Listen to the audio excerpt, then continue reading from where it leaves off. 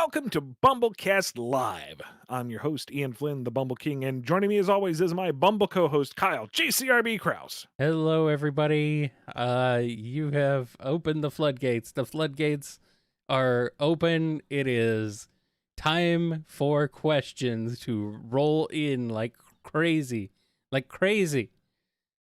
So here we are. We're going to try to get to as many people as possible, as many different people as possible. So if you send in multiple questions or multiple super chats, you will only get one answered unless we run out of time, or not run out of time, unless we run out of questions and need more questions. I don't think it'll be a problem. So Same deal as always. Any super chats we don't get to tonight, we will roll over into the nearest available priority Q&A. So they will be answered. They still get priority. We only have 2 hours, and you guys are insatiable. yes, we cannot answer every single possible question. And some of you seem to have started a little early sending your questions. I just deleted any questions asked before I said it went live so they can find out for themselves. Okay.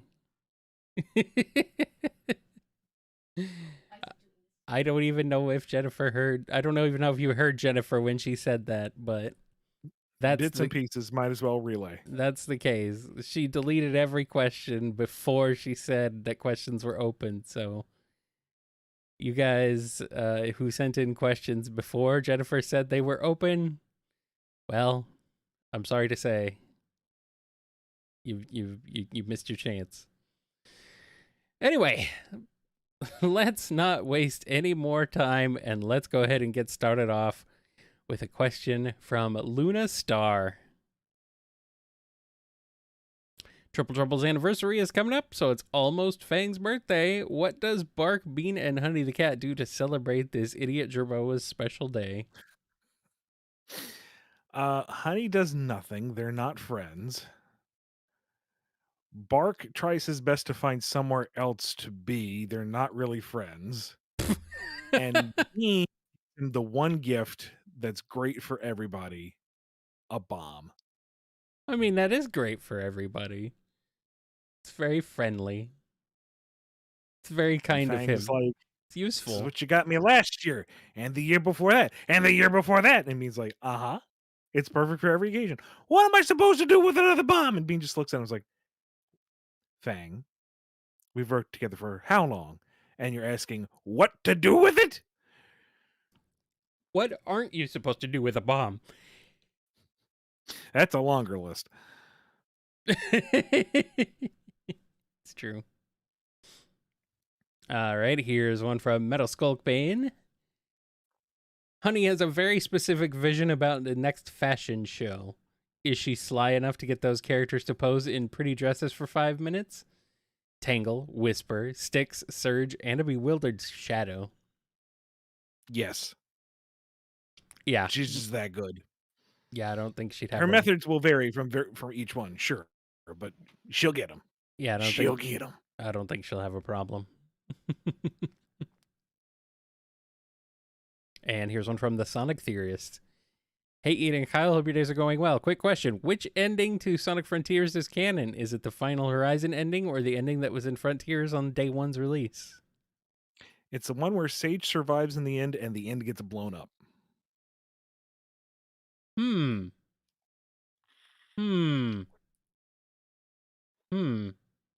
Here's yes, one. That's pithy, but that is what I'm sticking with for now. All right, here's one from DDR Master M. Traditional werewolves losing humanity to becoming an animal at night. But in a world of anthro animals, that kind of falls apart. So, what if hypothetically Whisper was so cursed as one?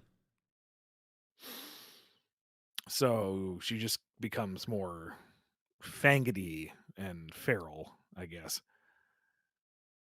Yeah. Then if she were so cursed, she would become more fangity and feral. Such is the werewolfism. Yeah. Such is the way of the were and the wolf. Where's the wolf? Where's the wolf? Twilord has a question. Oh, go ahead. And you have Tangle, wondering why her friend is trying to push her away in the night of the full moon, and oh no, some strange beast has torn up Whisper's normal clothing and destroy the variable Wispon, and the Wisps are trying to drive it back. She'll help bring the beast down. And then the sun rises and it's Whisper, and it's like, oh, you should have told me. I could have helped. Yeah. Here's a question from Twilord.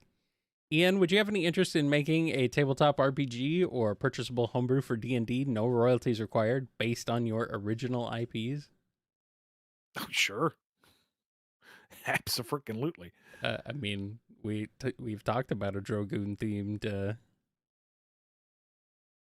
reskin for like Starfinder or something. Yeah, that was when we entertained the illusion that we would have free time. Yeah. That was a fool's errand, you know.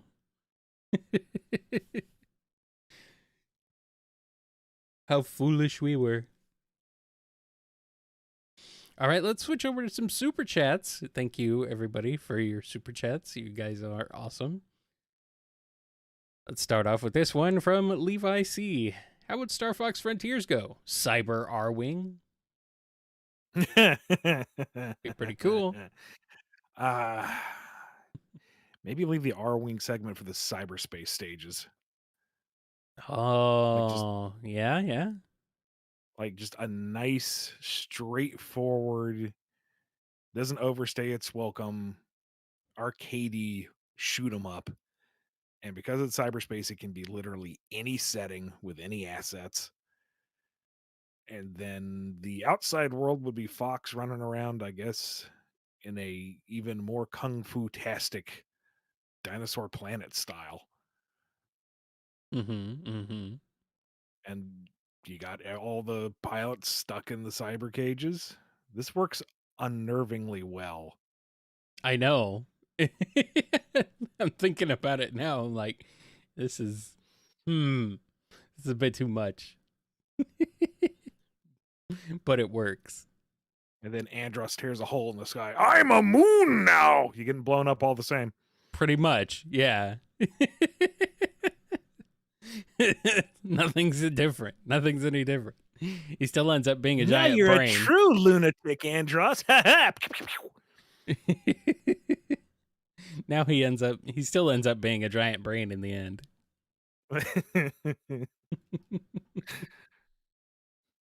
Oh, that works surprisingly well. All right, here's one from Supersonic Fan. What did Rough and Tumble do on Halloween? Mug kids steal candy. I was going to say the same thing they do every night. I mean, maybe this time they possibly bother with a costume that they took from some poor kid. Hey, kid, I like your mask. Gee, thanks. Wham! My mask now. Uh-huh. It's true.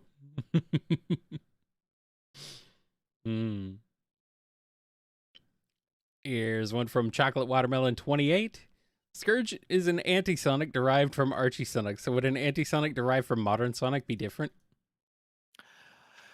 I mean, yes, in a nuancy sort of way, but if we were to, recreate Scourge wholesale within the context of modern Sonic, I would think it's worth hitting the same general beats. Because that's what made Scourge interesting, was his own perception of his placement within the multiverse. Yeah. The fact that he was derivative. I think losing that aspect loses a lot of what Scourge is. If Scourge is not the evil Sonic, it's not Scourge. Yeah. Yeah, pretty much. All right, here's one from Zach D. Hey, Ian, I've been reading the Dynamite Darkwing Duck comics, and I have to know, how would a crossover between Darkwing Duck and Sonic the Hedgehog go? I don't know if you have enough page space for that much snark. Who Tails being just can outsnark who? Just Tails being absolutely offended by launch pads flying. That's a nice plane there, the Tornado. Can I give it a spin? Absolutely not. Only Tails is allowed to crash it.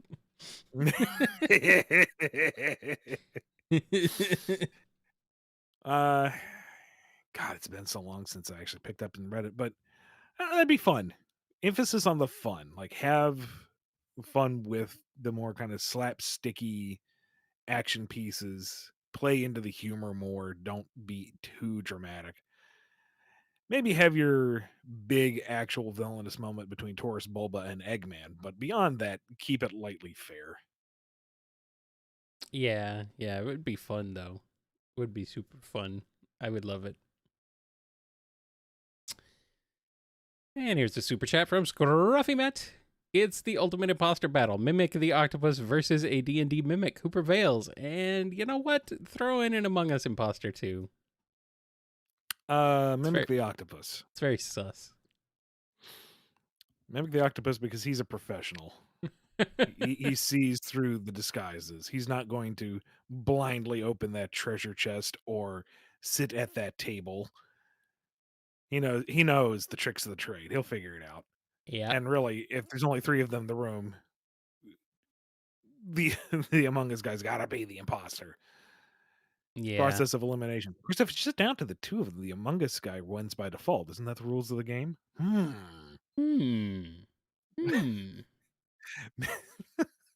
Mimic Vince the table. All too easy. And then the Among Us guy just slurps him in the back. All right. Well, guys, we are at over 50 standard questions. So we're going to have to cut it off here for the standard questions. Sorry about that. We're only like 10 minutes in, but I know we only ever have time to get to like maybe 20, 25 of those. So I'm being asked another question. Hold on. Clarifying question, Kyle. Yes. Am I to stop copying over anybody who asked before I called it, or accept anything that was asked before I called it in the chat? Anything before you called it is Okay. fine. Yeah. All right. So just keep going. But yeah, you guys have tons and tons of questions. I know it's only been like 10 minutes since we started. So, but thank you so much for your support. Where the super chats will remain open, and we'll get to as many of those as we can. If you ask more than one super chat, they will be bumped over into either a future episode, or we will maybe, if we have time today, get to them. But either way, your first super chat is getting priority, and the rest will be rolling over into our regular priority question queue. So, without further ado, let's keep on going. This one from Lord Van Oscaro. How would you see a Neo Tails doll boss fight go? Would it be a straight up fight, or would Tails be trying to run away or stay out of his sight like the Scarecrow segments in the Batman Arkham series? That's kind of fun. That's interesting. Yeah. I think the fun of Spooky Tails doll is that it itself is not necessarily overtly threatening or dangerous. It's what it does to the environment.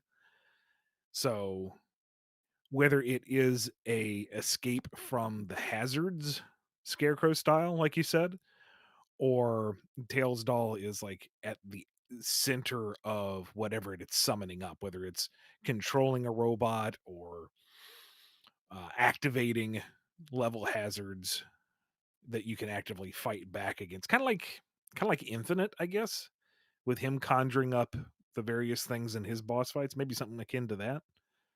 Oh Lord, now you got me thinking of a Tails doll with a tiny phantom ruby on the end of his little angler doodle. Oh no. Oh no, Oh yes. that's horrifying. Yes, Kyle, yes. Oh no. Are you going to pitch this? Please pitch this. This one says I have to save it to the end. So I'm not going to do that one. All right, here's this one from Astrono. In a previous BumbleKast, you described a hypothetical where Blaze gained a super form with Chaos Emeralds. On that tangent, what would a Soul Emerald super form for Sonic be like? Scorching Sonic. Burning blue, baby. He's like a pilot light.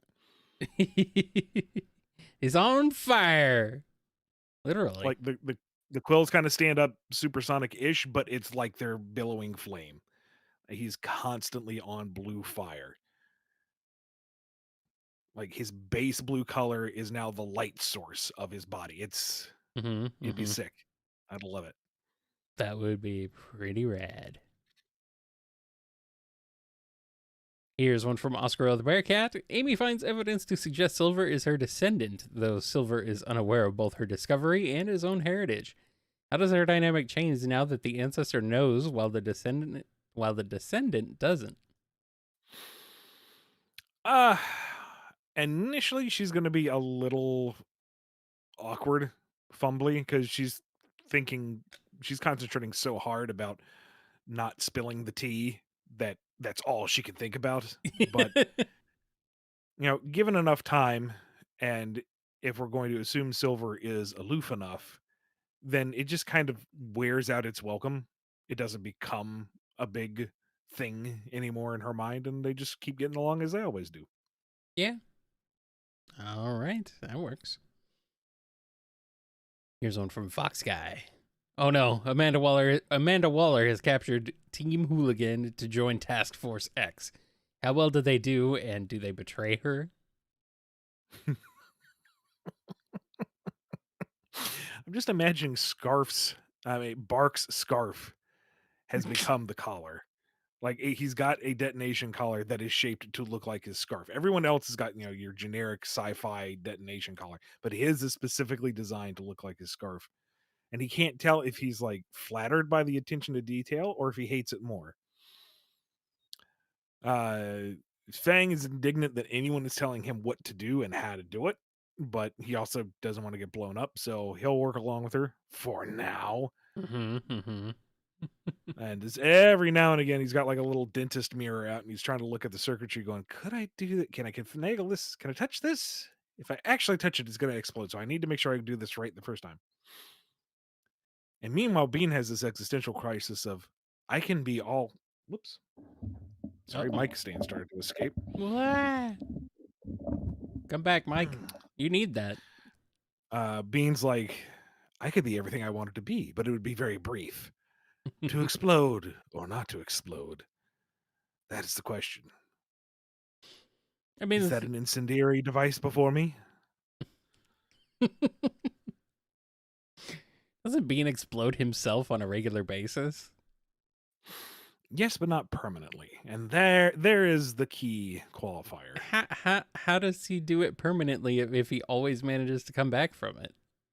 He's a professional, Kyle. Would it make any difference if he exploded in any other fashion? He's never worked with anybody else's tech before, so he doesn't know. Oh. I think he would just get blown up. It would blow up, and no one would even notice. It's like nothing changes. He's fine. I think that's funnier. If we want to pull up like his broken power set in the old Archieverse, he can control any explosive. So he would just be able to disarm the collars. But that's the easy way out. Yeah, I know. You'd think Waller would account for that, though, to be fair. Well, Waller likes to play with fire a lot, don't she? I mean, yeah.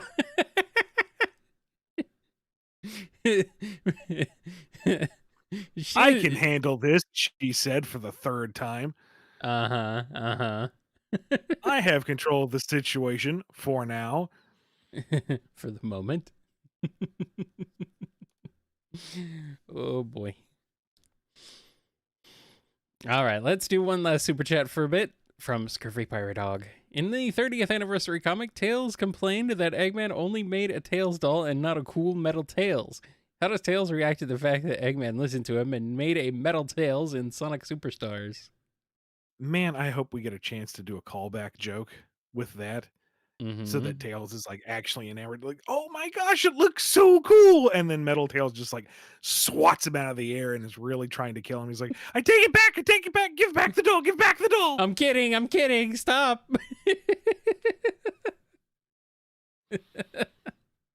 And that's all you really need for I hate it. it. Thanks, I hate it.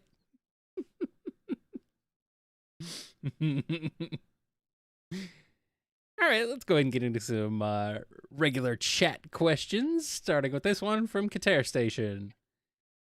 In Brazil and other countries, we have some problems in the game's localizations. Rings, for example, are kept as rings instead of the actual translations of the word. Is there any reason for that? I have no idea. I am not part of that process. I think they just keep it that they kept it that way because they didn't want to do the translation when they did the localization for Sonic games way back then. So yeah, I'm guessing it was like a quick and dirty localization where they didn't actually change anything. So if we're talking like the Genesis era, at least Mega Drive, whatever, then I think that would be the reason why. And they've probably just kept it that way ever since, just out of tradition, maybe. I don't know. It also might be a marketing thing. Yeah. Where rings being used as a proper noun. It's not just rings as any old fashioned ring, but these are Sonic rings, and therefore they have to. I don't know. That's a guess, but I don't know. Yeah. I'm being told that Superstars translated the word rings. So Okay, well, interesting. different standards for different games over the years. I don't know. Strange. Here's one from Murderside626. I previously asked how you would adapt Nagas into the games, to which you answered with the idea of reimagining him as a Zeddy. Now I want to know how you would adapt him into the classic style games. That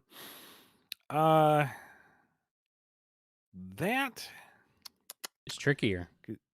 yeah, because technically Zeddy should exist in the classic era because they're extremely long lived, but Sonic's first encounter with them is in Lost World, so he can't encounter a Zeddy during the classic era. So classic's a little more loosey silly. So shoot, maybe do the Archie route and just make him a troll wizard. That keeps his ugly mug, that gives him the tail still, keeps the design basically intact. Maybe not necessarily relate him to Wendy this time around, or Witch Kurt, I guess, because that's her technical name. Or maybe just drop the inhuman aspect and just make him a wizard. Like, dial back some of the crazier stuff in his design and just make him some crazy old man. I'd miss the horn in the ears, though. Yeah, no, you need that. Maybe he's the first encounter with a Zeddy, because, I mean, technically, classic Sonic would have met the Zeddy, right? No, Sonic doesn't meet any until Lost World. Oh, right. In Forces, buddy. Does he fight any of the Zeddy in Forces? I thought he fought. Maybe in the big climactic battle? Yeah.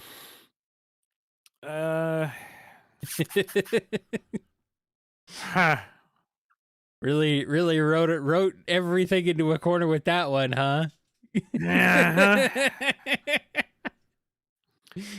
Wheel out the plot, Spackle. We got work to do. Yeah.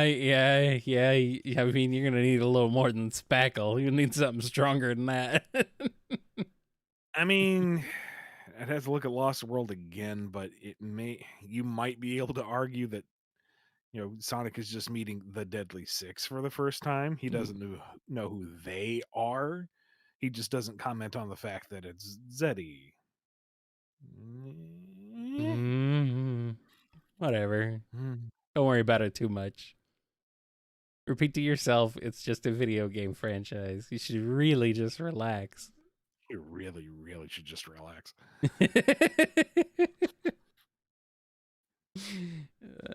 Oh boy.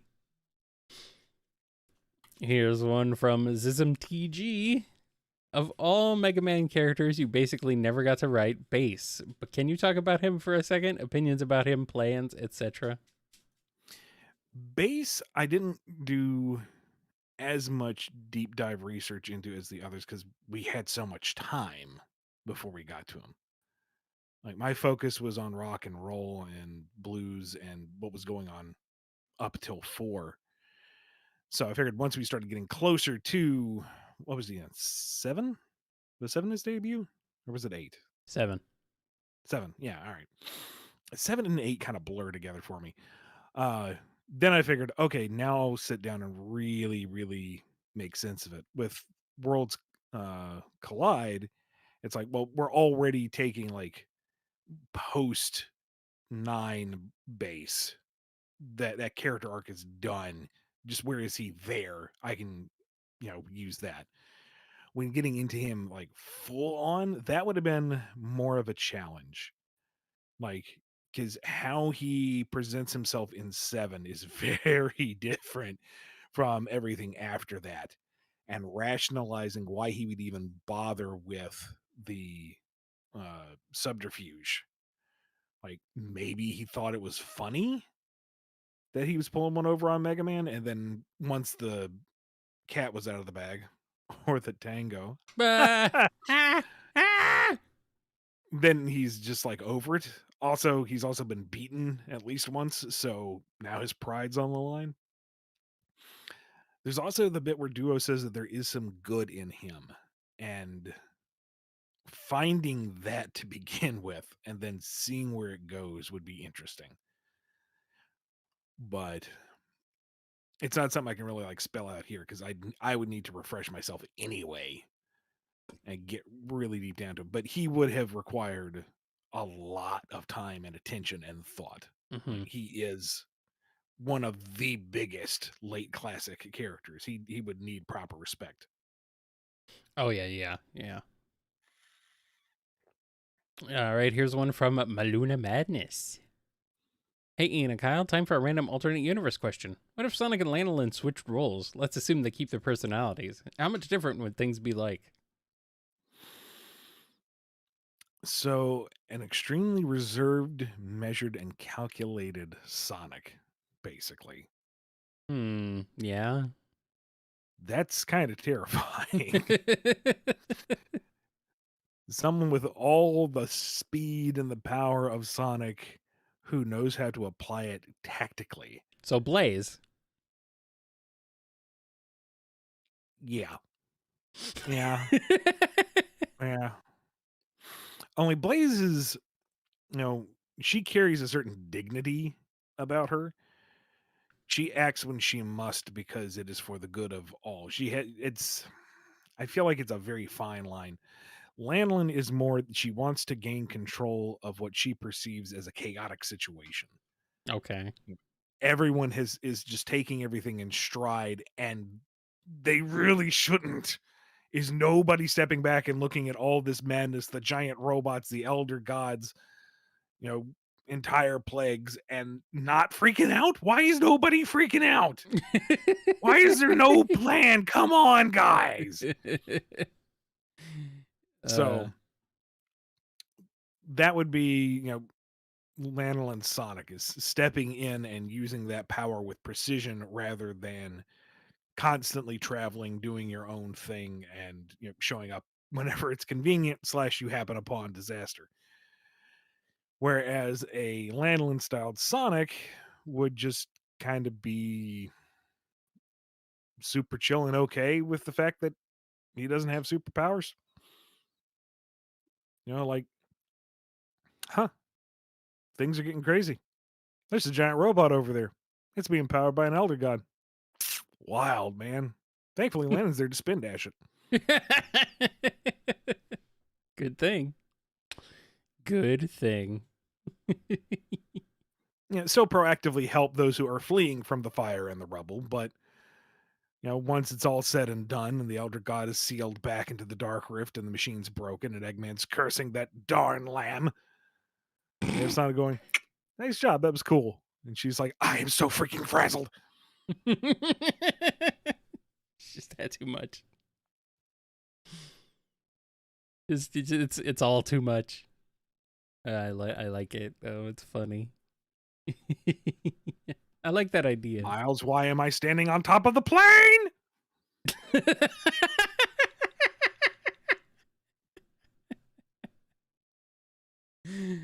Oh no, she calls him Miles. Oh no. Tails hates it. Thanks, I hate it.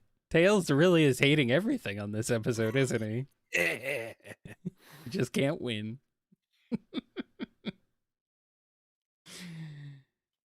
Wow. There's something I saw and I'm completely, I think it's lost and I have completely forgotten it. But it was, oh, I had something. Oh well, it's fine. Let's move on. Here's this one from Vexer. Do you have any future plans for Zeddy in the comics, or does Sega have any plans for them in the games? I like them and want to know more of them in terms of lore and history. I don't have anything planned right now, and I am not aware of anything that Sega's doing. So there's that. But, I don't speak for IDW or everybody involved, and I don't know everything Sega's doing at any given time. So there's a chance. There's always a chance. All right, here's one from Super Sharkbait. Have you seen Prehistoric Planet? If you have, what are your thoughts on it? If you have not, I would highly recommend it. I do not know what that is. I am not 100% sure myself. Is it Let's see what Google says real quick. Movie? It seems to be maybe a TV show, a nature documentary. Within the last 2 years. Narrated by David Attenborough. Okay. No, but okay, I know. Okay, I do know what this is. Yeah, I've not seen it though. Like a spiritual successor to Walking with Dinosaurs and whatnot. Mm-hmm. Yeah, I'd love to see it. I mean, come on now, dinosaurs and David Attenborough narrating with such aplomb and charm the life of these ancient marvels. I'm all over it. Absolutely. I don't have Apple TV or time. Or Time TV. Or Apple Time. Banana Cat has a question. How would Mimic react to being haunted by the ghosts of the Diamond Cutters? No matter where he goes or what form he takes, they'll always find him. Annoyance until he figures out how to kill a ghost. And he will figure it out. Yeah.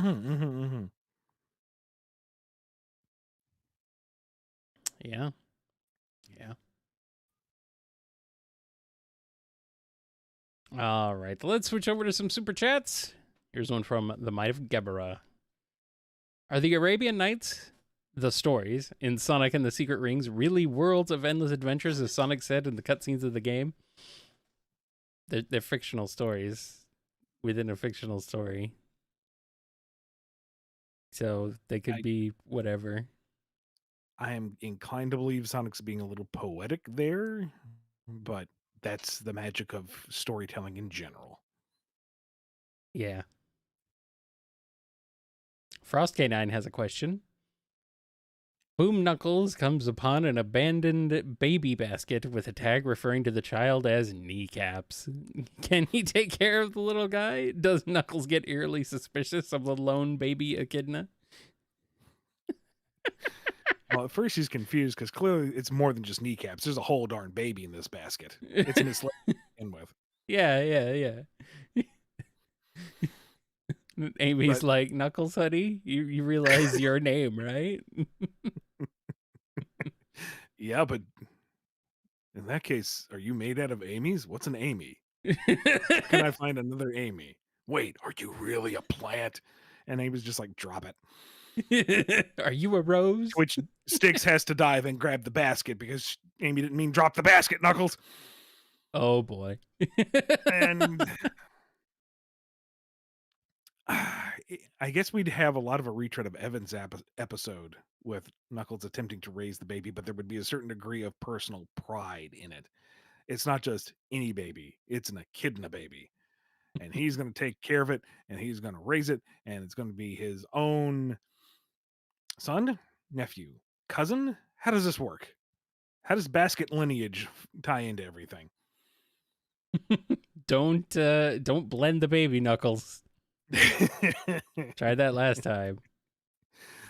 Oh, come on. Kneecaps is lame. Blender the echidna sounds way better. Knuckles, don't. Frappe? No. No. Smoothie. Stop. No. Stop. Stop.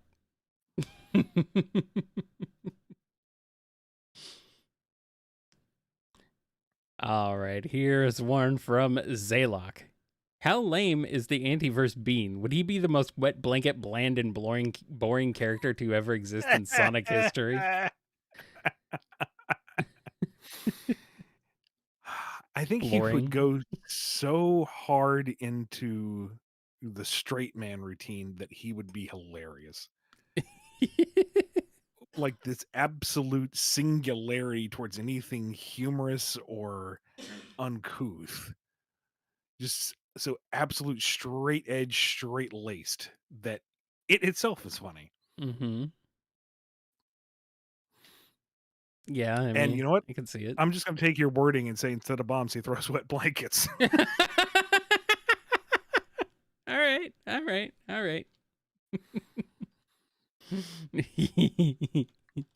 I'll take it. All right, here's one from Hedge. So about the other tribes of the ancients, do you think this is why Chaos transformed how he did? Chaos 5 as a giant wyvern would have been dope. Yeah, it would have. But I don't know. Alrighty. Here's one from Heroes Squad. When does the Halloween special take place? I'm assuming Halloween.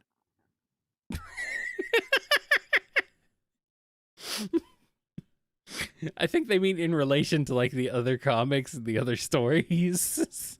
Well, after all the stories that happened before Halloween, but before all the stories that happened after Halloween.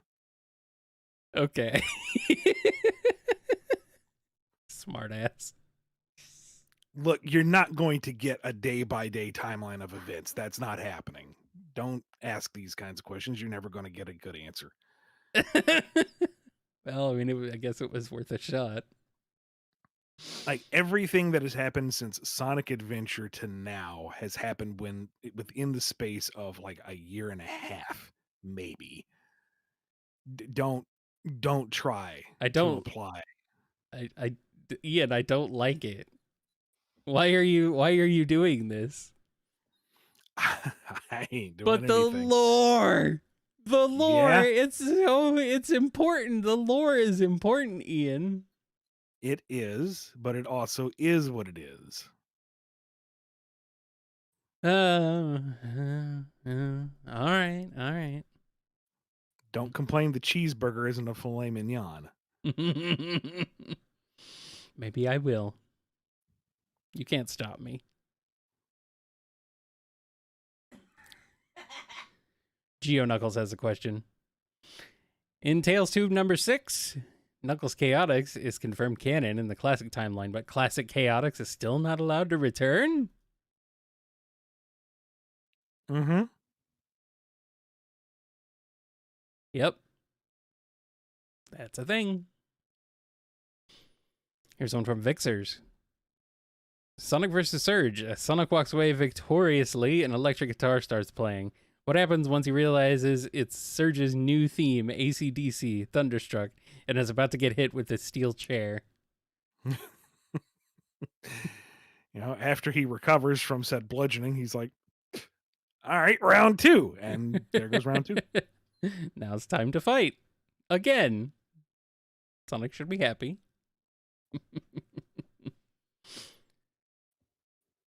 Here's one from Spoiler 1001.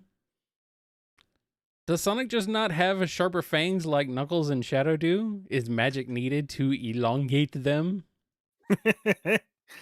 Has Shadow really showed off the fangities?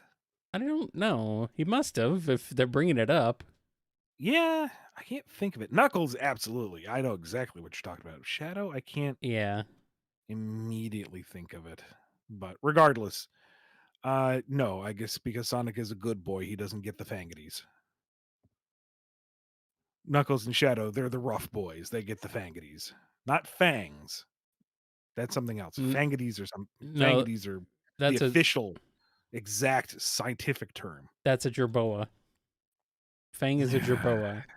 That's a different thing. Walked right into that one Mm-hmm. like a bird into a clean window. What do you want from me, Ian? What do you want from Questions. me? I want Well, questions.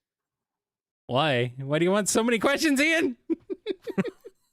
We got to fill this 2-hour time slot somehow. Okay. Feed me, Seymour. Okay. All right, Superintendent Chalmers, I will feed you. Here's one from OzJam. Greetings to thee on the way to Halloween of ghosts and ghouls. Which Sonic spook kind of rules? A King Boo who hails, or a doll of the Double Tails? Bravo. I know. Nicely worded. It's impressive. I'm like, where's this going? I don't know. They each achieve different frights. You know, King Boom Boo lurking in the dark and melding with shadows and commanding an army of ghosts and trolling you in that one racetrack. You know, he's kind of delightfully evil, just cackling as he spits fire. That's fun. Tails doll is the much more sublime and subtle, like creepy pasta.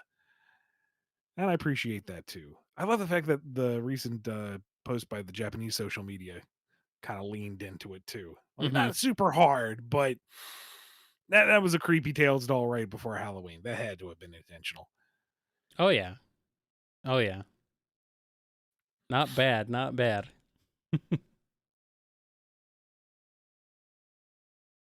All right, here's one from Brett F. With the DLC expansion coming out soon, do you plan on going back to Tales of Arise?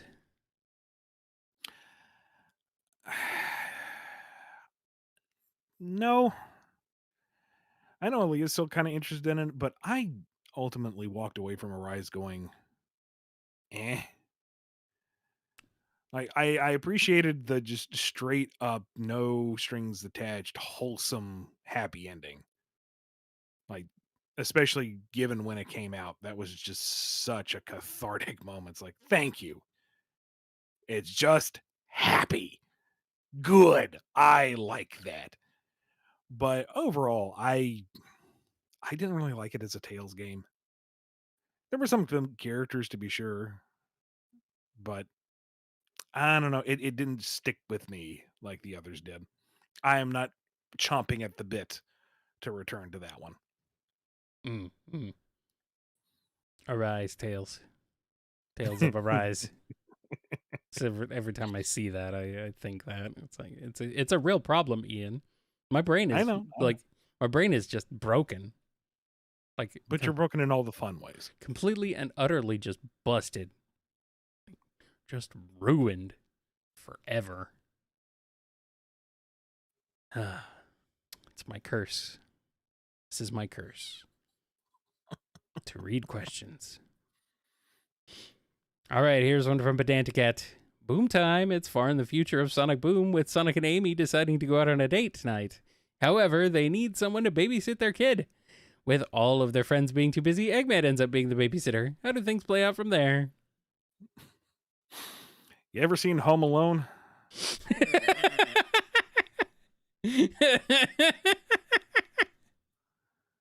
Oh, boy.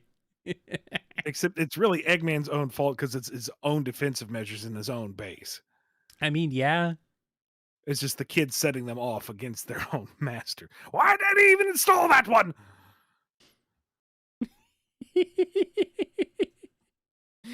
That wasn't very smart. Orbot, turn off the robo-dogs! Cubot, turn off the robo-bees! Both of you, turn off the robot dogs that shoot robot bees out of their mouths when they bark! Turn them all off. Turn them all off. Oh, no. Oh, terrifying. That is scary as heck, Ian. You've done it. Yes. All right, let's do some standard questions for a bit. Here's this one from Uncle Venus's Media Reviews. I waited until after update 3, no spoilers by the way, so now I finally get to ask this. Are the ancients the true Nermies? Would their language thus be called Nerm-ese? Bravo for you for waiting that long to make that joke. That is, you've been waiting a very long time to do that. That is, wow, your patience. You're very patient. Here's one from Orange Blues. You've said that the Knuckles versus Nocturnus clan conflict seems unbalanced because of Nocturnus tech, but isn't it possible that every warrior of the Knuckles clan is as powerful as Knuckles is? Potentially, but you can't punch something that shoots you at 100 feet. We'll never know. I mean, really. That and the Nocturnus had, a whole fleet of Gizoids that seemed more powerful than Emerald out of the gate. So, I feel like they would have steamrolled. They would have paved over their tribal lands.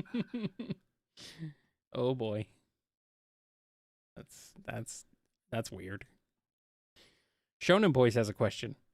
Hey Ian, if Mega Man had the powers of Ryu, Knights, Okami's Amaterasu, and Phoenix Wright, what would he look like? Actual physical changes, not just a color swap. Also, early happy Halloween, Ian and Kay. Thank you. Thank you for calling me Kay. Appreciate it. No, I know you just ran out of room. Gosh. Okay. Mega Man with physical changes, I guess kind of like Mega Man 11-ish. I suppose. All right. From Ryu, he gets an awesome hologram headband. And that maybe that ink effect, I like that ink effect. But yeah, I mean that's cool. That's cool. Knight's vest, so that the gesture horns are not interfering with that glorious headband. Mm-hmm. The floating disc, I forget what it's called, behind Amaterasu's back. And who else on the list? It was Phoenix Wright. That was the last one? Yeah. Okay. That one you're wondering, well, where's the Phoenix Wright representation until you beat the game, and then he takes his helmet off, and whoop, there goes the Phoenix hair.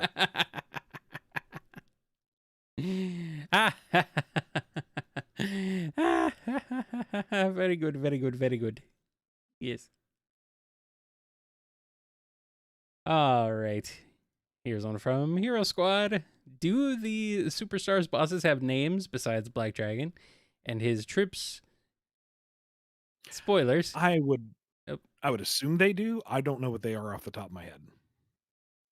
All right. Is Trip's super form called Dragon Trip, according to the game? It says about her having dragon form. Also, is Trip is dragon? I don't know.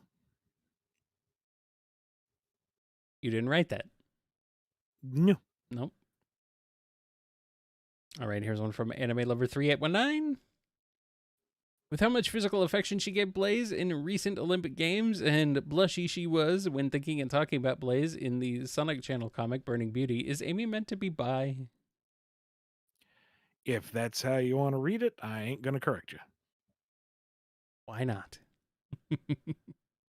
Michael 8. I believe the implication is that she is just very happy and passionate, but I do not endorse ships. I just wave from the shore. Sail them off to the horizon as much as you want. Well, maybe she just likes her friends and they amaze her. Amaze. Michael H. Maybe she's polyamorous. Ah! I see what you did there. Got him. Michael H. has a question. Through time shenanigans, how would current Amy and Sonic to past Sonic battle Amy fawning over current Sonic? Oh, this is weird. Weirdly phrased, but... Yeah, I kind of lost the thread there. So through time shenanigans. All Yeah. right, so we have a bit of time travel. How would modern Sonic? How would current Amy and Sonic Okay, modern. to past Sonic battle Amy fawning over current Sonic? So Sonic battle to past Sonic battle Amy. Oh, okay. Like Amy from Sonic Battle. Okay. I think I understand what they mean. Yeah, now I got it. So how do the modern incarnations fight off crazy Sonic Battle style Amy for being too clingy? Yeah. Amy would be chagrined and try to talk her down, going, "Look, we're better than this. Please don't remind me of this era of my life." And Battle Amy is like, "Well, clearly you've given up. You don't actually love him as much as I do. We're the same person." And then they fight. Oh boy. Of course they fight. And then they knock Battle Amy back through the time portal to where she's supposed to be, and Amy's like, "I can't believe I just." And Sonic's like, "It's okay. We've all been through our moments." And she's like, "When were you through a moment?" And he's like, "Well, I'm perfect." And she hits him with a hammer. When were you through a moment? When were you through a moment? Yeah, Sonic would be like, remember back in like 2006? There's a little bit of a moment there. Anyway, happy times. Let's hear the question. Superstars Battle Mode gave us Metal Amy, Tails, and Trip. Are these Metal Fighters considered official characters like Metal Sonic and Metal Knuckles and usable in stories like the comics? God, I hope so. We've waited so long for these guys. I want them to be on the table, but that remains to be seen. Here's that would be a great thing. I would like to see it. All right, here's one from Syed C. How would Boom Sonic and X fight Sonic Man and Mega Man from Worlds Unite go if it was included in the plot? How would Boom Sonic and X fighting Sonic Man and Mega Man from Worlds Unite go if it was included in the plot? Okay. Gotcha. My bad. Let's see. I'm sure we would have to have a line in there where Boom Sonic is questioning the logic of Mega Man. It's like, who thought that was a good pun? Really? Like, it barely flows off the tongue. I get what you're going for, but come on. Meanwhile, lasers are shooting and flying and whatever. And X, he's fine with it. I mean, he's fought so many Mavericks that are animal themed at this point. Sonic Man's par for the course. Yeah, pretty much. Here's one from Bone Needle. Sonic is very durable in Frontiers, like when he gets smashed through 2 stone towers and survives with no injuries. How durable do you prefer Sonic to be? Was he just regular Sonic then? I guess so. Yeah. But, the dude also kind of was in low Earth orbit and fell down and was fine without asphyxiating or burning up in reentry or anything. Unless you fall off the rails in SA2, then you burn up real crispy. So, I don't know. I feel like he wasn't completely unscathed. I mean, he was knocked out for a little bit, so that's something. But I wouldn't want to push that envelope too far. He's a weird, noodly limbed, funky, vaguely animal-esque creature. I think him being able to survive being flung through multiple towers is like the least of the physics problems you could come up with. I mean, he also runs at Mach speed and shatters steel with his face, so it tracks. It's whatever. Sonic does what he wants. You can't stop him. All right, let's switch over to some more super chats. Here's this one from Joe M. I know it's for gameplay purposes, but are the non-Sonic characters also supposed to have super speed to some degree? That's how I interpret it. That they are incredibly swift compared to your average person, but they are not nearly Sonic's speed within terms of like narrative. Yeah. Yeah. It They're just fast happens. enough to follow. Just happens that all of Sonic's friends are real fast. Just not as fast as him, but like every single one of them. Convenient that he cultivates his friends like that. Does that on purpose, does he? Huh, weird. Got something to prove, Hedgehog? Meta Mode has a question.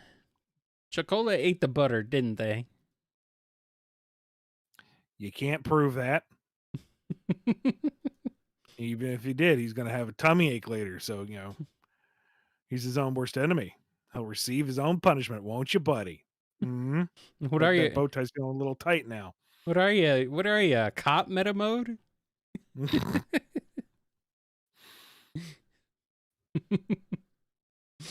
Wayfarer has a question. Given that Gun has a presence in Soliana, is it part of the United Federation?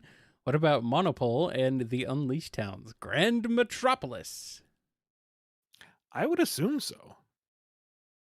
Must be. Maybe. I don't know, though. Maybe we'll find out someday. Going back to the previous question, if he did eat the butter, would that make it cocoa butter? Sure. Who's asking? What are you, a cop? Consume butter. DDR Master M has a question. Halloween special body swap. Blaze and Bean, what could possibly go wrong? Well, this is almost akin to the Sonic Lanolin thing because you would have a Blaze the Dynamite who has extremely precise control over her explosives. Like, she's going to use the exact amount of force necessary for any given situation. Whereas you have Being the Cat setting everything on fire. He's just running around like a Roman candle nonstop. Yeah, that's terrifying. I don't know if I want Bean to have that much power. That's too much power for one dynamite. It's too much. Normal Person has a question. On this episode of New Whisper Weapons, she is given the Blades of Chaos. How good is she spinning around those fiery blades of the underworld? I think she needs some practice. I mean, the weight of those things has got to be really wonky, and she's more used to ranged attacks. Sure, she can use the hammer well enough, but that wasn't her default weapon to begin with, and that's more of a something's gone wrong. They've gotten in close. One swing is the solution. So, but she's dedicated. She'd put the time into it. She'd learn how to swing them around, and once she got a handle on it, she may not be as slicey dicey as Kratos, but she'd get the job done. She does what she needs to. She knows how. Here's one from Silver Soul. Since Spider-Man 2 just came out, I'm wondering how Sonic with the symbiote would go. I'm interested to hear your thoughts. I feel like we just did this on a BumbleKast a few months ago. Really did. I think so. Yeah. Don't remember exactly what we said there, but I think Sonic would be strong-willed enough to not be corrupted by the symbiote's will. for a bit you would have them working together, and you've got Sonic able to like tether swing into a spin dash and just enhances already incredible strength. But once the goo monster tries to noodle its way into his brain, he's like, no, don't like this, gonna stop it. And he runs fast enough to create a sonic boom, blows the whole thing off its body. There you go. Yeah. Yeah, pretty much. Eventually, it'd be like gone. And then that's where the passing bean, the cat, comes by and flambés it. So there you go.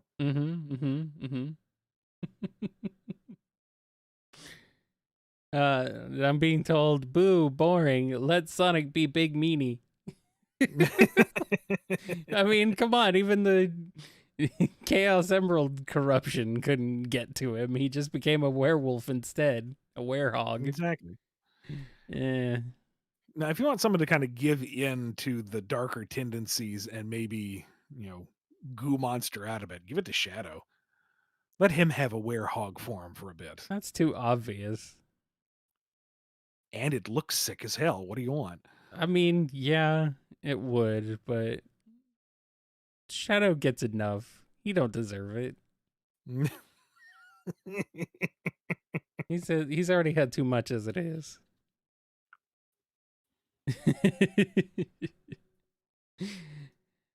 All right, here's one from JCR1216. Let's say Mario and Tails team up for the day. What type of adventure would you see them go on, and what would Luigi and Sonic do for an adventure?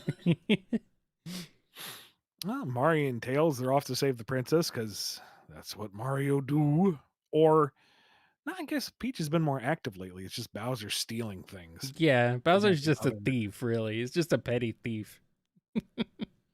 Well, regardless, Bowser's causing chicanery, so they're off to stop it. And they both swiftly move across the countryside, and Mario's got a couple of jumps, and then Tails carries him even higher, and they're pretty compatible and effective duo. I think it would work pretty well, actually. Yeah, they'd synergize very quickly. Mm-hmm. Sonic and Luigi, we're assuming they haven't heard the call to adventure just yet. They're perfectly happy chilling out. Oh, yeah. Sonic's raiding Mario's fridge, putting up his feet on his couch, hanging out, having a good time. Then they hear about Bowser's problems, like, should probably handle that. And then Sonic goes racing off, and Luigi's like, wait for me, Sonic. He'd need his cart to keep up. So it's a whole bonus stage of Luigi running through a completed level.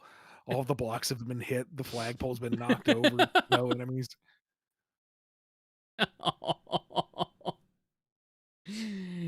Oh, yeah. Various Koopa castles are already rubble in the ground. Poor Luigi. He gets nothing. He's like, oh man, I missed it all.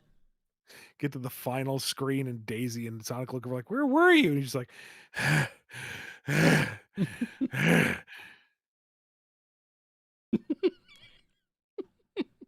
Shut up, Sonic. You know what you did. All right, here's a question from Quazzle J. How would Quickman react to Speed Gear Mega Man? amused. Yeah. Oh, that's cute. You're almost as fast as me, and you need a special unstable upgrade. Well, you tried. Stick to your lane, kid. Mm-hmm, pretty much. All right, here's one from Tempo. Under which one? That one over there. Look, over there. A distraction. What? Where? I don't see it. I will stare in this direction until I do. Over I there. hope nothing untoward happens while I'm distracted. Here's one from Damien B. Could Scourge be reimagined as an evil Sonic clone? Yeah. If you want to drop the multi-dimensional thing and just make him a vat baby, Mm-hmm. that still keeps the underlying essence of he is a copy. He is a knockoff. He is a derivative of the source material. So yeah, it could work. Yeah. All right, here's one from Alice Ness. Fairly new to the BumbleKast and the comics, but familiar with them since 2021. What inspired your takes on Bark, Bean, and Honey? Thank you. Well, thank you. Honey was inspired by what little background info there was on her, what little profile info I could find, and somewhat informed by the character she was inspired by, which was Candy out of Fighting Vipers. I almost said Virtual Fighter, and it's like, yep. Yeah, I know. It's a common mistake, but nope, she's from Fighting Vipers.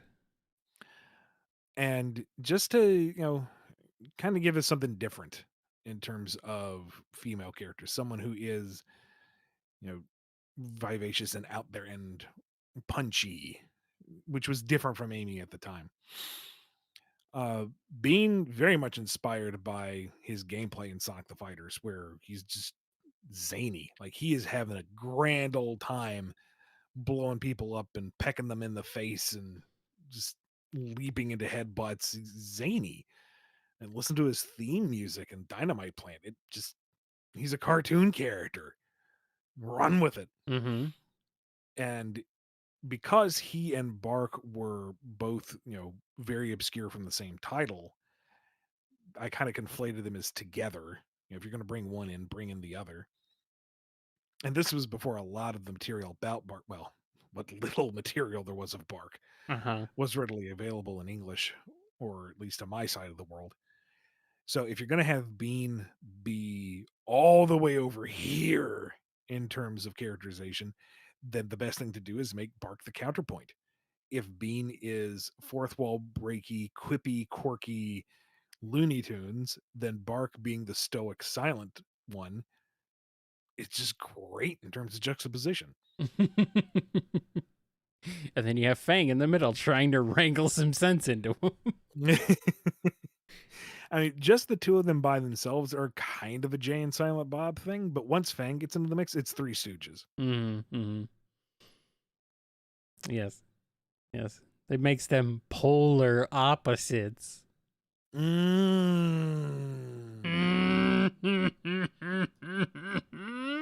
joke was dynamite. Thanks, chat.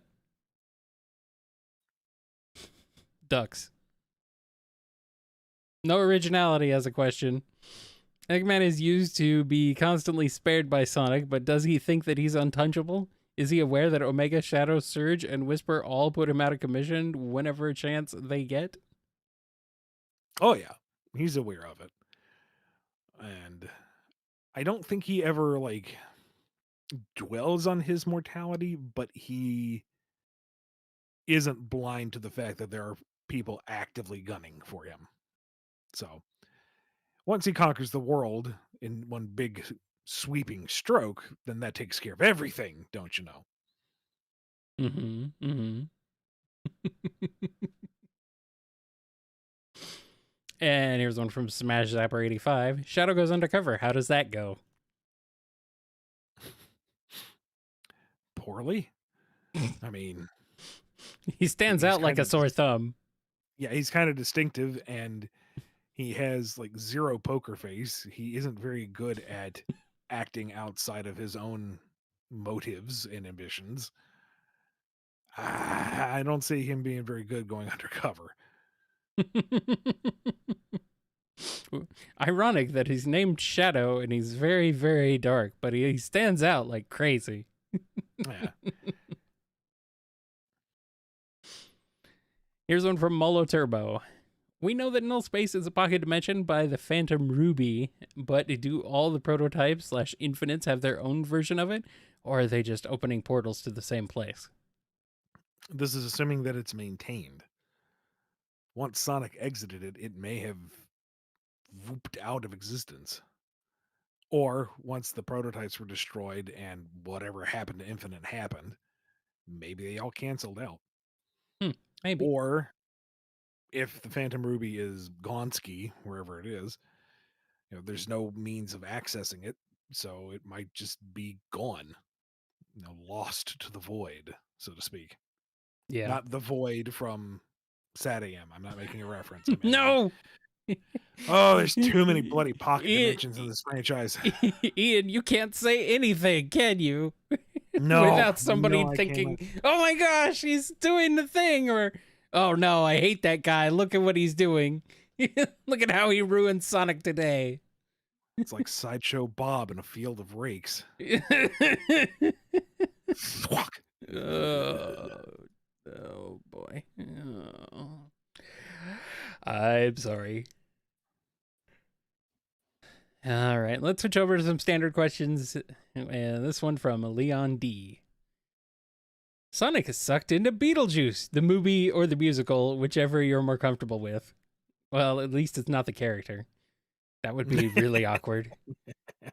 How would this hypothetical storybook game play out, and which characters turn into furries? Okay. Oh man, I've only seen the movie, and I only saw it like once. I haven't seen it in so long. So but I feel like it's like great for riffing on. I'm just poorly prepared for it. He's sucked into Beetlejuice, the celestial body. Burnt to a crisp. I mean, you've got to have at least one stage. If we're treating this like a storybook, you got to have at least one stage on Saturn where he's running along those giant striped worms. Yeah. I mean, Lost World already kind of, or was it Forces?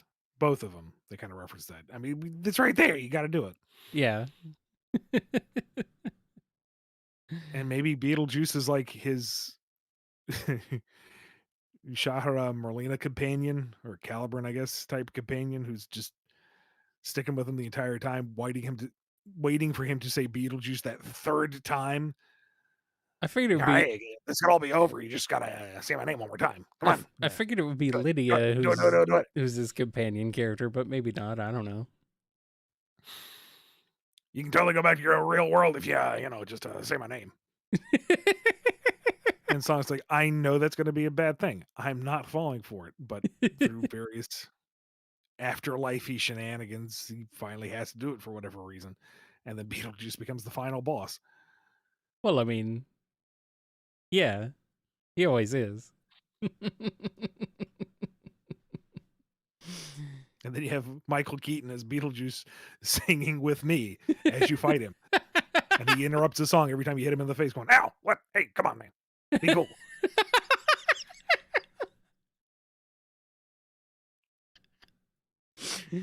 Oh, he was so good in that role, though. I don't know how he did it. How could he be both Batman and Beetlejuice, Ian? How does this? That man has range.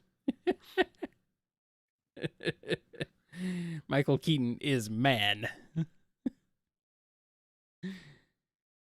All right, here's one from Alien Bros 438. Starline and Eclipse meet. How does it go? Can one manage to manipulate the other for their own purposes, or is it one-sided? Plus, the Dark Arms don't like Starline at all, I'd think. No. They want to eat him on sight. And Eclipse is like, oh, wait. He's and delicious. Starline's like, oh, I can use this.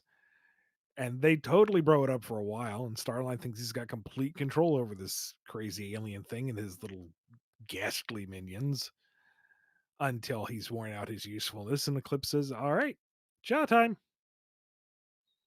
And the isekai adventures continue.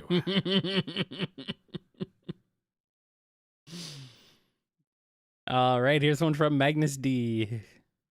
Superstar spoilers, is the dragon final boss a mutated sungazer lizard, kind of like Chaos is a mutated Chow, or is it something else entirely? Also, what's Trip's favorite food? Hey, that's 2 questions. I don't know for either, but she seemed very happy with the apple Amy gave her. Yeah. Delicious.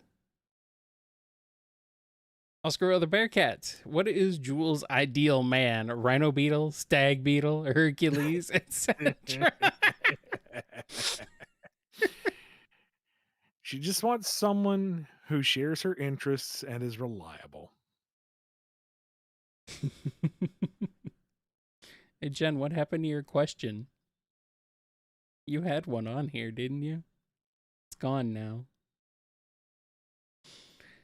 Anyway. Oh, you actually want to put that on? Why not? Alright. Oscar the Bearcat. Nope, we just did that one. Sorry. Warriors Galaxy has a question. What do you think a dynamic between Surge and Infinite would be like? Oh, she would troll the hell out of him. Yeah. He's easy. He's an easy mark. So easy. Absolutely. Like, for whatever reason, he can't just like banish her to null space. He needs her for whatever reason, but they hate each other. She would bully the hell out of him, and I'm here for it, And honestly. she loves to hate him. Yeah. Oh, it would be exceedingly dysfunctional, but they both hate Sonic more. And I guess that's the glue that binds them. I suppose, but man, they really do. She really does just completely just. Oh man, it's great. I love that. What's with the mess? Couldn't find a traffic cone the right size? Yeah. Oh man. Oh man. Surge is gonna give him the freaking biggest swirly. Alright, so you can create anything you think of, right? Ever try a personality? No! Oh!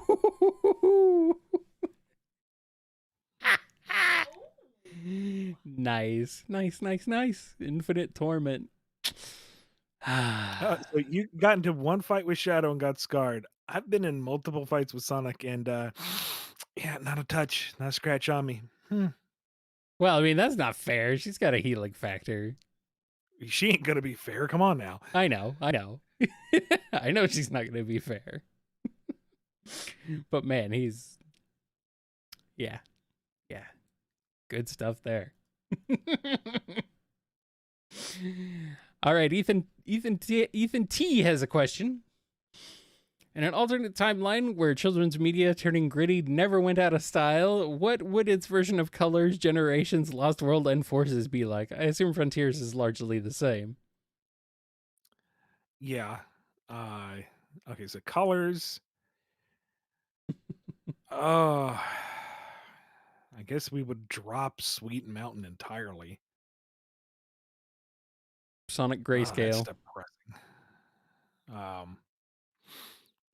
The Wisps wouldn't be as cute, or they would be. It's just in the energy extractors, you actively see them writhing in pain as they're depleted of their energy.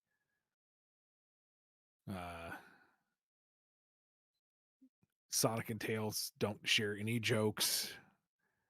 They're all racing against the clock against this evil amusement park. There's no levity to it. God, no. Leave colors alone. This is what this is what people want Colors to be like now, apparently. No. I think Colors is fine the way it is. Like, take your meta era crap and shove it. It's great. What else is on the list? Generations, Lost World, and Forces. Okay, Forces is already that. Forces is trying to be that while also trying to. It's got one foot in the. It's got a toe dipped in the dark part, but it's still trying to be also like Colors style comedy. Like it's. Not terribly so. I feel like Forces would be more of a visual style change, less bright colors and more grittier textures. But story-wise, I think it's right there in that area. Lost World, I feel like, is the one more with a foot in indoor, outdoor. I guess that's true, yeah. You have, the whole thing with Eggman beating down an ice wall and talking about feasting on dark hearts, and then Zamam hitting Sonic upside the head with a 6-foot-long hoagie. Then he needs to find the mustard. Like, it's... And again, that one would need like a total visual overhaul because Lost World is a visual treat. It's just gorgeous, and I really wish that visual style held on for more than one game.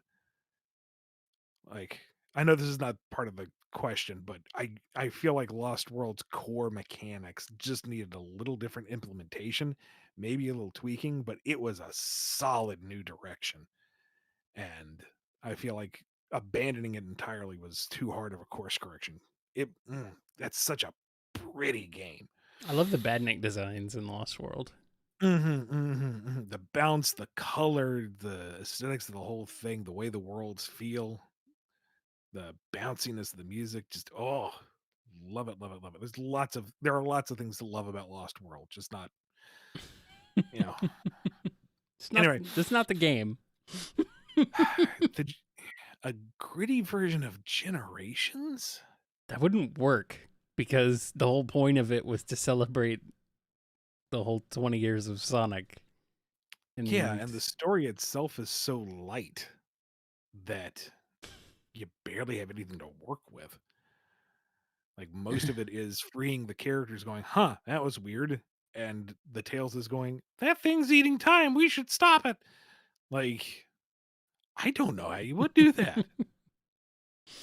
Short of treating the whole desolation of time less passively, like having characters angst about it more, but that's also there with colors. Don't touch it. Leave it alone. It's fine as it is. It's in the. I don't want to make it the grim dark 90s thing. It's the same thing. It's the same game, except in the end, both Sonics hit the gritty together.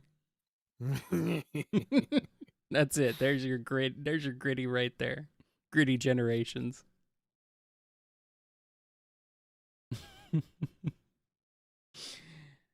Here's one from J-Dub. How would a team up between Mighty Ray and Speedy go, and what would change if they were in Sonic Heroes instead of Team Chaotix? God, for what reason would they be teaming up with Speedy? Because they need a speedster. They need a fast boy. Yes, but I mean, I guess Speedy's been left behind by the Armada, and he's trying to get back to them for whatever reason. And Mighty and Ray are like, this is going to be a bad thing, but if we tag along and offer our quote unquote support, maybe we can nip this problem in the bud. So you'd have the three of them going on the adventure throughout Heroes, carving through badniks that have been left behind by the Armada. How does the Armada fit into this? I don't know. Maybe Neo Metal ate them. No, that's what the Flying Fleet is. Instead of the Egg Fleet, it's the Battlebird Armada. Neo Metal took over that. There you go. Mm-hmm. There's your impetus. So Speedy's out to liberate his people. Mighty and Ray are off to stop a common enemy. Mutual respect is earned during the course of the trip. And then they fight the big old spooky metal dragon guy. Yep. He's very spooky. And then you get the supersonic fight, and Speedy's like, Tails doesn't even get a super form. It's just a shield. And Mike's like, yeah, and look at the shield you don't have. And Speedy's like, shut up.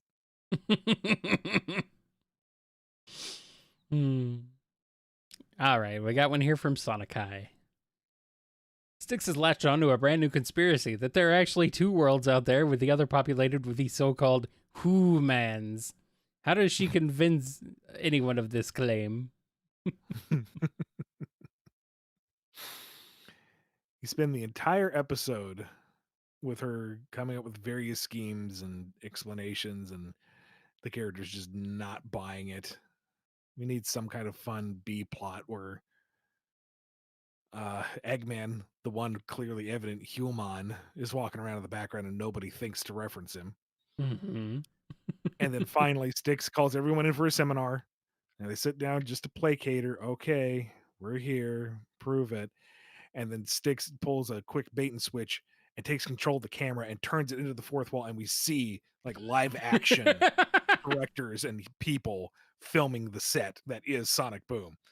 There! Ha! See him? Do you see him there? And then you cut back to everybody else, and they just see a lovely ocean view. They see nothing.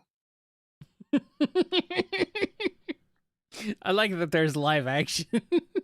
It's all an actual like set. But of course, she's the only one who can tell. Because of course you can. Oh, that's good stuff. It's unfortunate that there will not be a Sonic Boom season. I don't know. What are we up to now? 7, 8?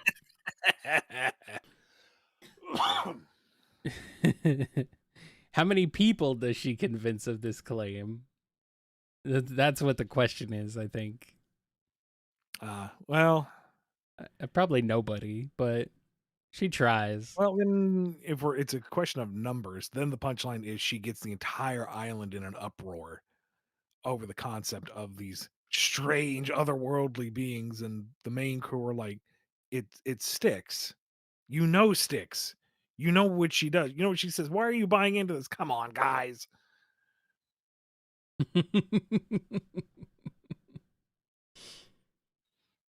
And again, we keep the subplot of Eggman just being in the background and nobody thinks to reference him.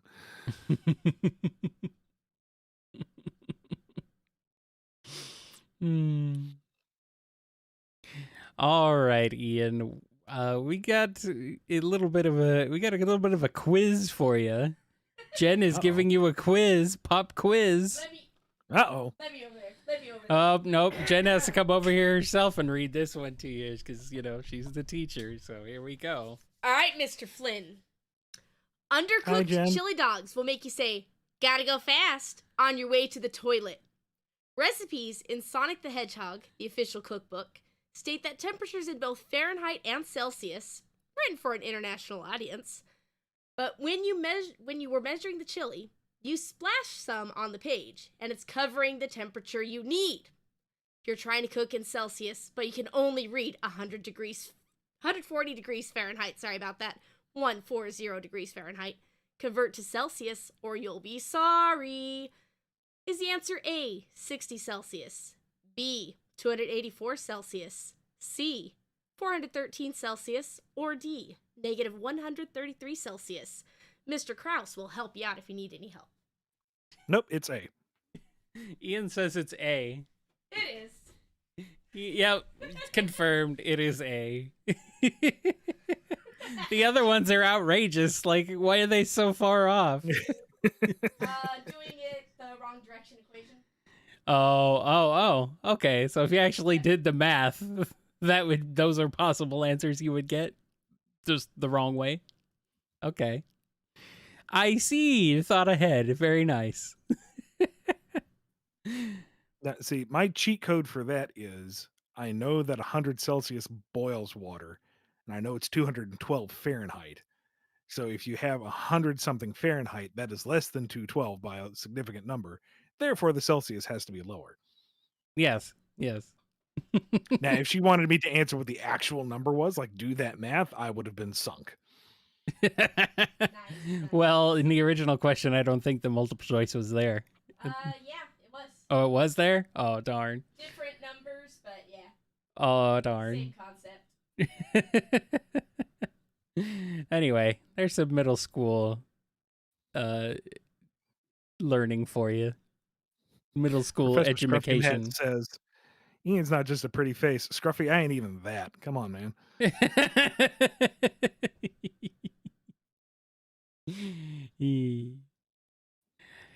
All right, let's get back to some questions. 64-star Mario is the question.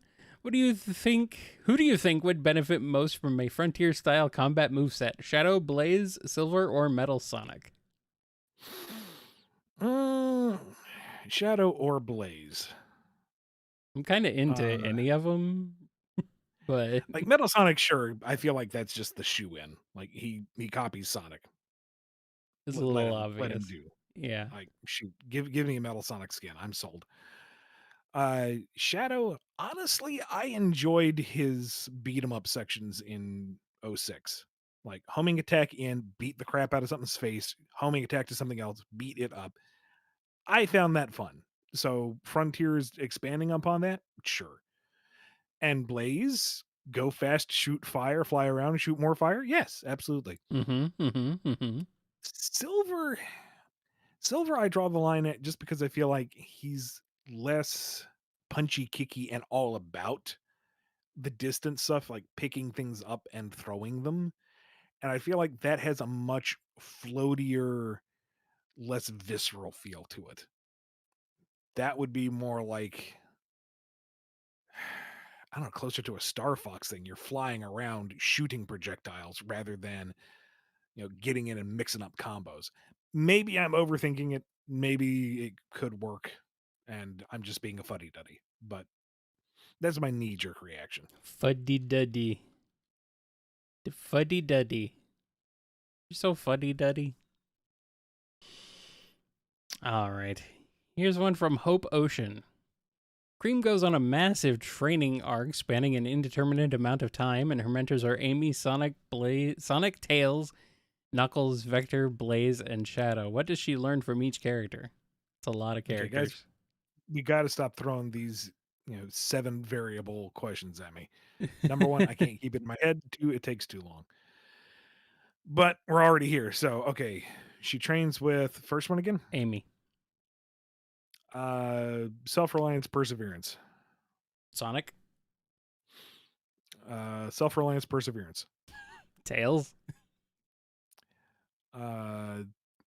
Confidence, self-reliance, and perseverance. Knuckles. How to punch things. Yeah. Vector.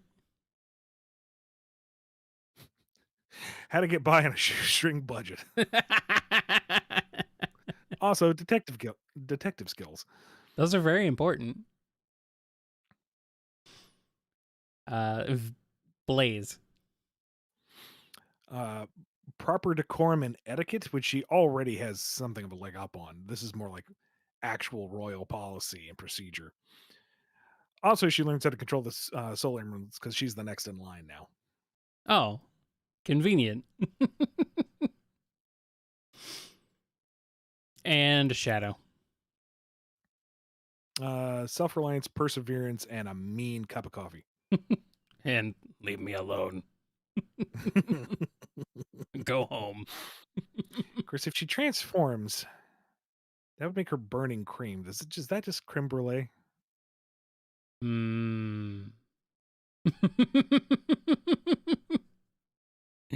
I suppose so.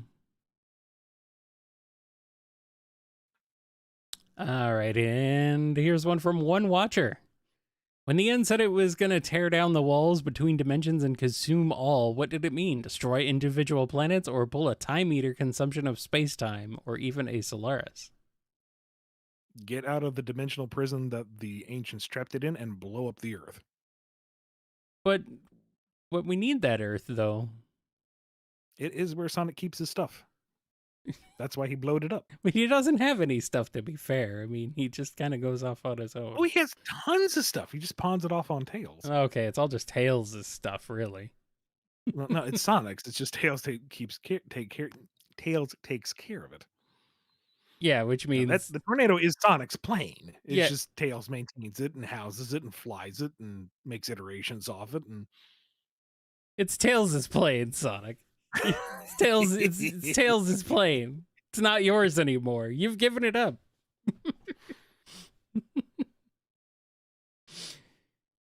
You couldn't fly it if your life depended on it. You don't know how to fly it.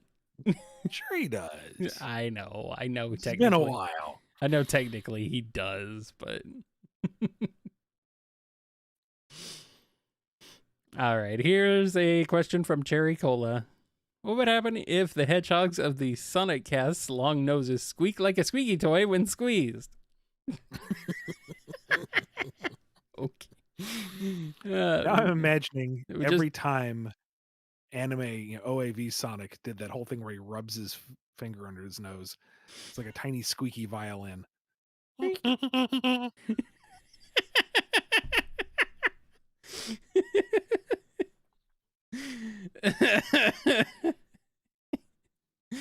Well, they would all be Bell then. All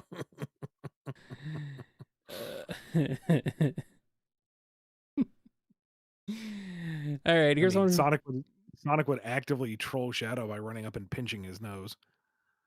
I'm grim and serious. Damn you, Sonic.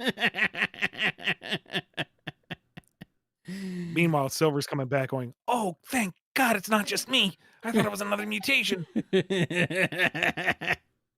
No, this is just how it goes.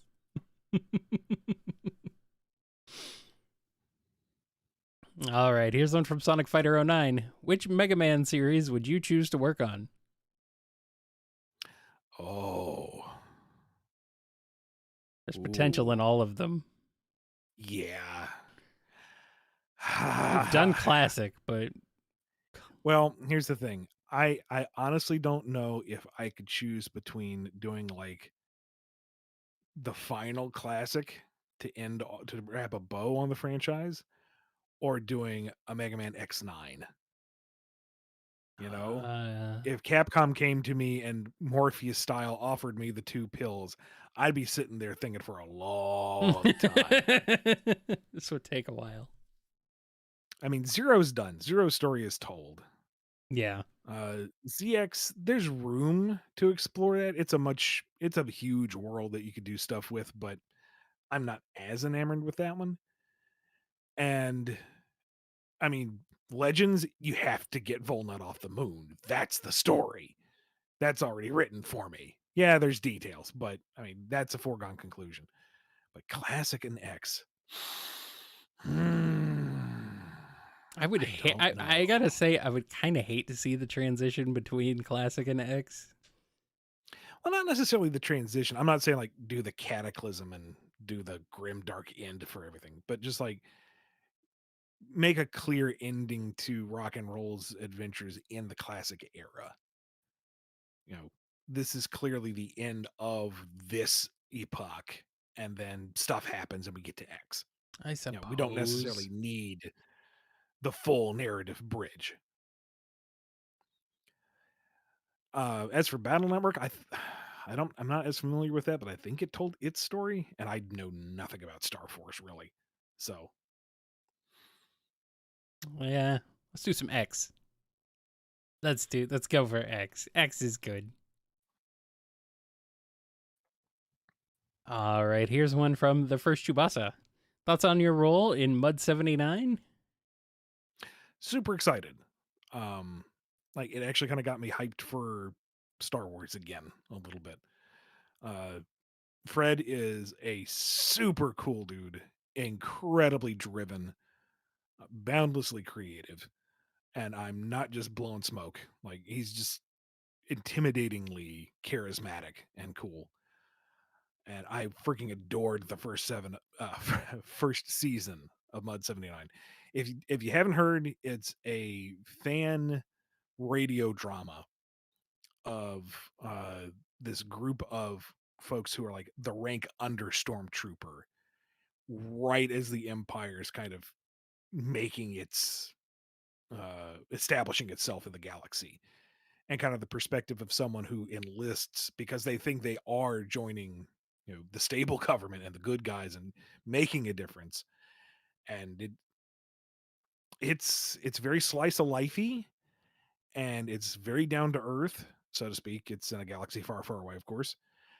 And then like the finale literally had my jaw drop. Like I was listening to it as I was going on my walks, and I'm like, am I making faces at people because I'm really kind of getting into this? And I have no poker face. So I asked Fred, can I be anything? I will be a Wookiee. I will be a droid that says beep boop, just please anything. And he gave me a number of lines. So that's fun. So it's season 2 is I think about halfway done now as of this show. But look it up, Mud 79. I retweet it all the time. Look up Fearless Fred on Twitter and in general, you'll find it. Nice. All right, here's one from Kawa. On Tailsoup and IDW, it is said that Supersonic has unlimited power, but what does that mean? Is it literal or just an exaggeration? I mean, it's never been fully tested, so he can fight gods. That's and stuff that are like gods. You've only got it. He's really fast and he's golden. It's a mysterious power. Don't try to put too fine a point on it. There's not enough time to test it because he only lasts for about 50 seconds. It's like, oh crap. It's a joke, guys. It's a joke. Hearts 13, Sonic Spinball Plus DLC, Mighty Tankle Surge, and Sally Acorn the Chipmunk composite. And I don't. Okay, I'm assuming like composite between pre-reboot and post-reboot. Maybe. Okay. How do each of their game mechanics work? Also, on a slightly related note, what is each opinion on Toxic Caves and the pinball-like layout of the Vego Fortress, or the Vejo Fortress, I guess as it's technically called? Hard to say because I could never really get past Toxic Caves. Well, I could, but then the machine would just destroy me. So Well, Toxic Caves, and then you have Lava Powerhouse. Those ones aren't too bad. love But then powerhouse. but then Machine is like, yeah, that's where the difficulty goes just out the window. Yeah. I mean, as frustrating as it was because I'm not great at pinball anyway, but Toxic Caves is just a neat design. Great music too. And from what little I experienced of the other ones, I kind of feel like once you wouldn't go more industrial with it, it loses some of the charm of Yeah. it. I would honestly like to see a Sonic Spinball return where it is like entire pinball stages themed after zones, like a Mystic Cave board, Oil Ocean board, Mirage Saloon board, as you're flying around beating up all those pinata light things. Oh my god, that'd be great. But as for the characters, Sonic didn't really do anything special. It was just the fact that he could walk and climb and then would be a ball. So the other characters, I guess, would need some kind of differentiating gimmick. But how do you do that without making Sonic, superfluous? I think they're just skins, Ian. Just do it. Make it easy on yourself. They're just skins. But that's not as much fun. I know it's not as much fun, but like, come on. Okay, maybe since we're talking about a whole new version of Sonic Spinball here, let's give Sonic a homing attack. Like he gets one new trajectory shot that he can go towards a bumper or a badnik that's floating around. So you bounce off the one thing that you didn't mean to. Maybe you can course correct. Okay.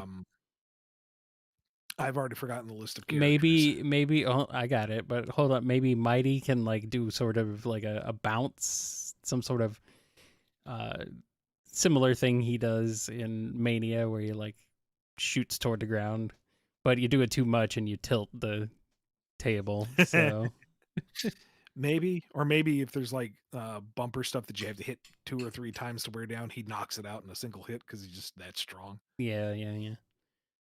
Tangle. Tangle.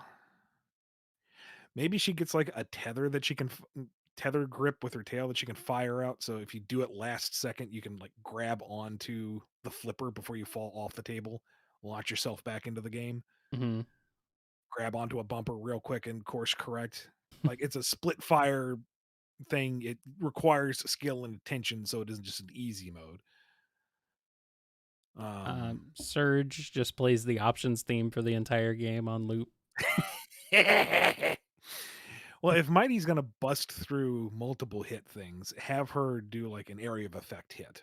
So if there's like a row of 3, when she hits, there's a little static jolt that hits everything around it. And then Sally.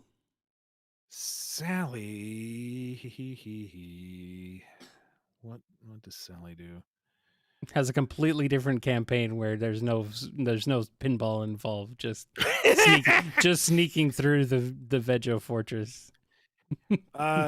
Maybe it's just implied that she uses Nicole to like hack some of the systems. So, if you're in a casino night stage, the relay runs a little slower, or certain barriers that would be locked off to other characters are automatically opened by her. So she gets some shortcut options, maybe. Also, I'm receiving a suggestion from the chat that says she sticks to walls with her arm blades. Yeah, maybe. That could be So you'd cool. have to time the trajectory just right, so it isn't like completely broken. But yeah, that could be something. That'd be kind of cool. I like that idea. All right. And let's go ahead and go on to this next one here from True Cosmic Digilab 79. If the Sonic game was in a very awesome candy park and factory, what would they be doing? Eating awesome candy and factories, I think, is what they would Yeah, be I mean doing. that's basically Sweet Mountain. Delicious. I mean, nobody's falling for Eggman dressed as Willy Wonka. They know who he is, but hey, free candy. Yes, they are eating factories. That's what I said. Well, the factories are made of candy. This is Egg Wonka. Everything's made out of candy. Did I misspeak? The floor, the railing. No. Yeah, I said what I said. I know what I said. His final Egg Wonka robot, also made of candy, so they just eat it. Yummy. They're all very sick by the end of it, but they got through it. Consume the whole damn factory.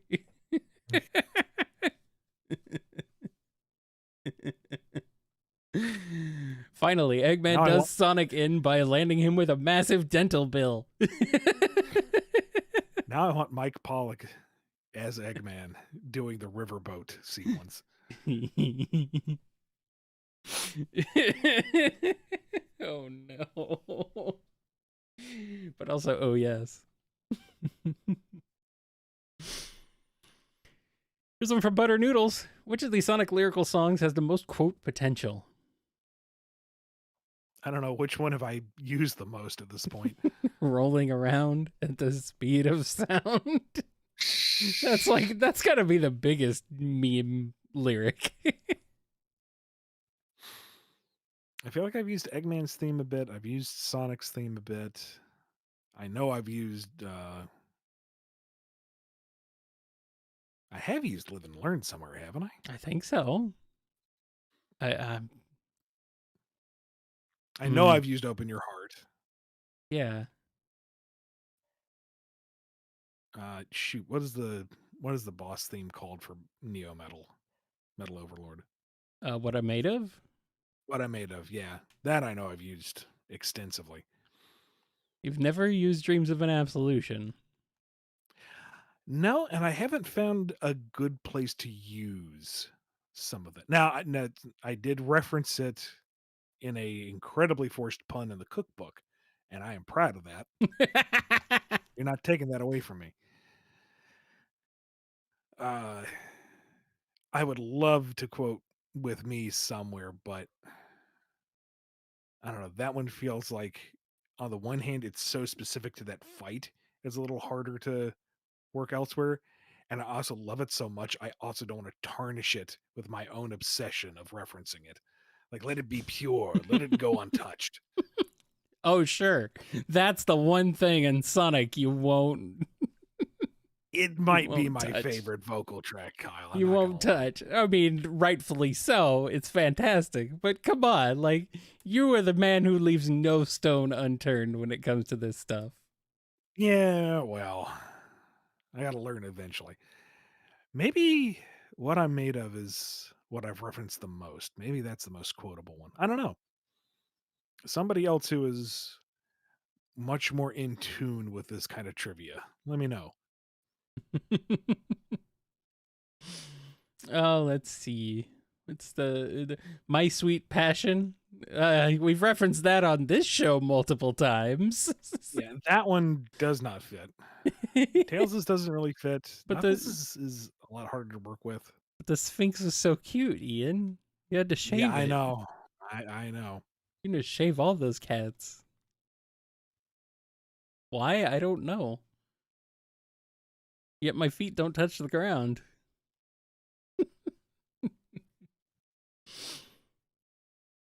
Oh, well. And we got this super chat question from Turbo K. Hey, Ian, asking a question for a friend who's been having a rough week. How would a day of lanolin and Lammy from Jammer Lammy hanging out go? I am so sorry to disappoint your friend. I have no idea who that other one is. You don't know who Lammy from Jammer Lammy is? Do you know Parappa the Rapper? In passing, I Well- know of him in concept. Well, Jammer Lammy is the guitar chick from the follow-up to Parappa the Rapper, called Jammer Okay. Lammy. So Okay. she's a pretty cool. She's pretty cool, you know. I don't know. Lanolin might be like kind of put off by her because she's like kind of easygoing and just chill. But also she like rocks, so she's like loud.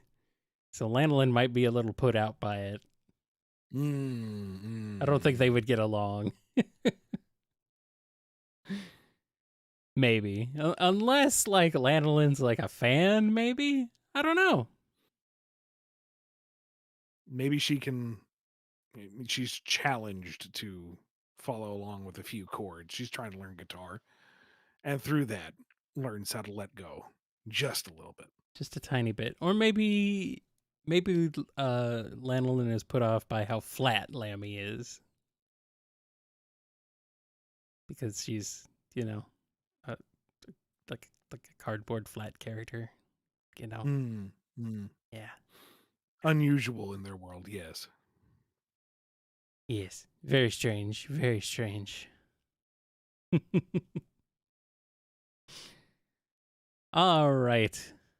And let's end out the show with a few standard chat questions. Here's one from Lord Van Oscaro. Now that the Netflix One Piece is popular, do you think the Robo Pirates could make a comeback? Maybe. Last story we saw them in, they were destroyed. Like, Captain Whisker was beheaded. So, I mean, they're robots. So they could be rebuilt, but I don't see that happening anytime soon. That's a shame. I would like to have seen that, at least, instead of just being like told it happened. Tony C has a question. I'm curious, when Sonic Team pitched Frontiers to you, did you know that what Sage would look like? I'm curious because anyone would assume she is related to Infinite. No, I had no visuals to work off of. I mean, you know what Sonic looks like. Yes, but come on now. I mean... Okay, that's not entirely true.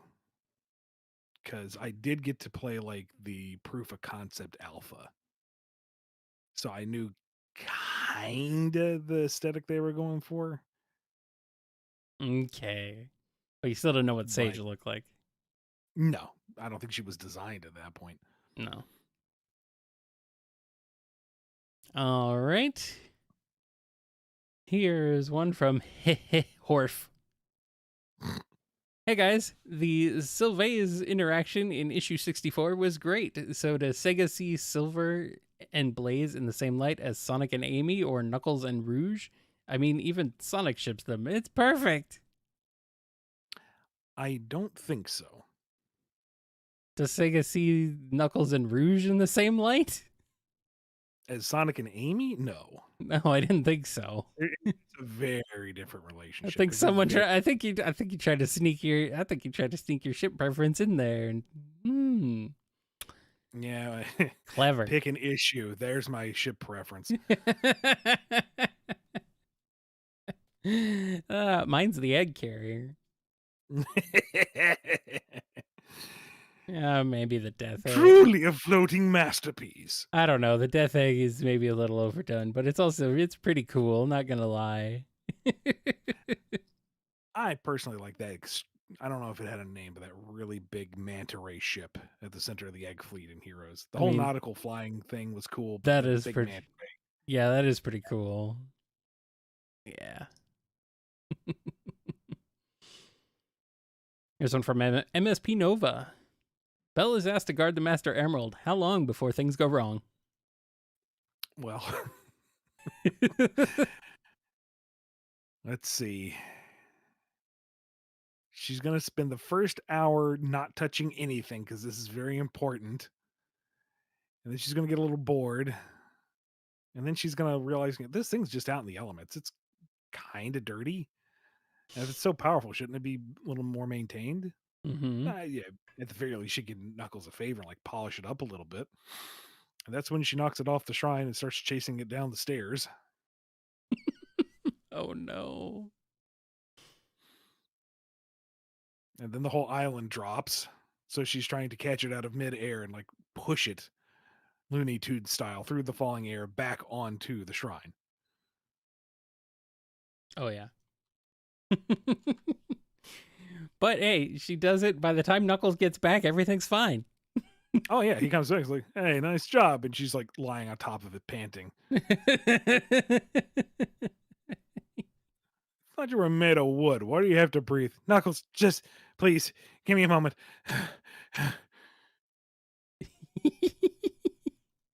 Yeah, yeah, yeah.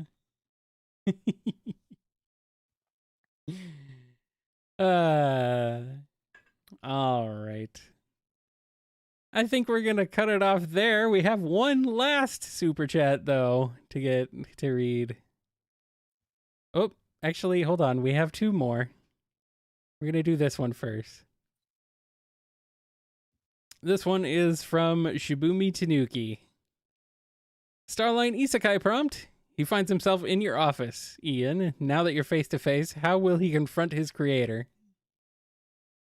Well, first round, he looks around because I don't have an office. He's confused. Where'd this come from? I have like a couch and a laptop, and he's like, "This is it.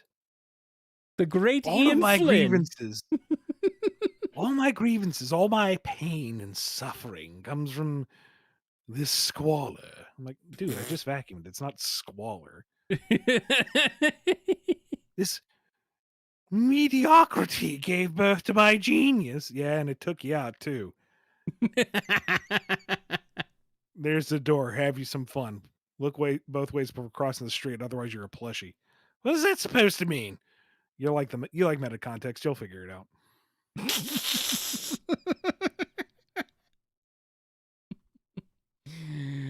Oh boy. Oh boy. Harsh. Harsh.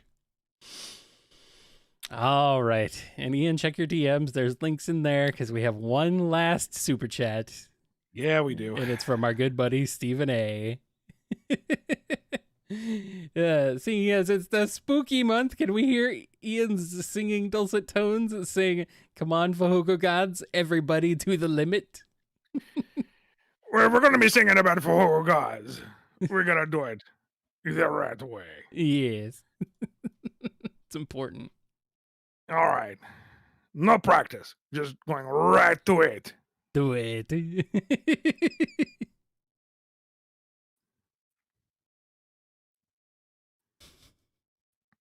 Everybody to the limit. The cheat is to the limit.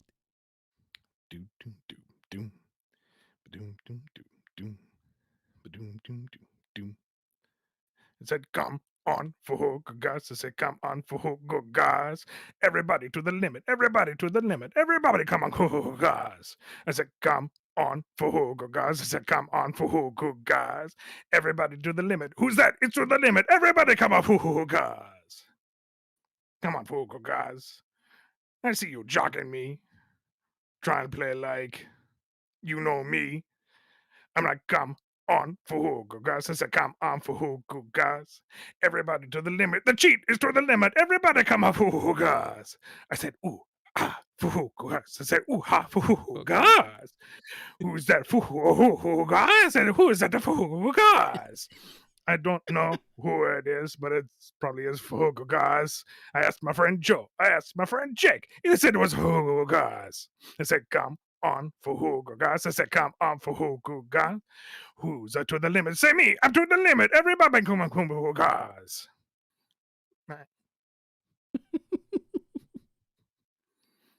Fahogo guys. You're just making yourself look worse, you know? I mean, everybody's just going to feel sorry for you. I mean, I do.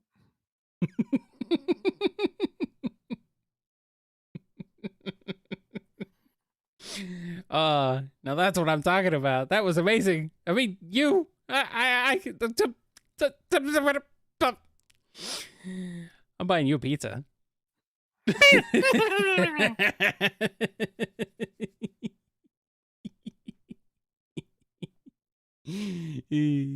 All right. That's going to do it for this edition of BumbleKast Live. Thank you so much for supporting us, for supporting the show, with giving us all your questions. Sorry we can't get through all of them. It's just, you guys are like way past the limit. You go to the limit and then beyond. Everybody to the limit. The cheat is to the limit. Be good to yourselves. Be good to each other. And we will see you next time on the BumbleKast. See you guys next time.